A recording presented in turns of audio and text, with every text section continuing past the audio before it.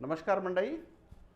सोयाबीनवर yellow mosaic नावाचा हा जो रोग आहे, हा अत्यंत भयंकर रोग आहे.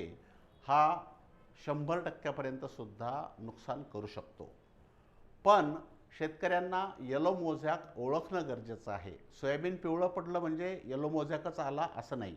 पिवळे पडण्याची अनेक कारणं आहेत. पाणी जास्त झाला किंवा पाण्याचा ताण पडला किंवा तुमची चुनखडी जमीन असेल किंवा तुमचे झिंक फेरसची कमतरता असेल, या पद्धतीनं वेगवेगळ्या कारणानं पिवळं पडते सोयाबीन. मात्र हा पिवळेपणा जो आहे येलो मोझॅकचा, फोटोमध्ये दाखवल्याप्रमाणे असे पिवळे ठिपके पडणं म्हणजे येलो मोझॅक होय.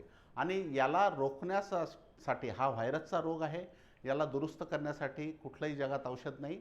फक्त याचा प्रसार करते पांढरी माशी.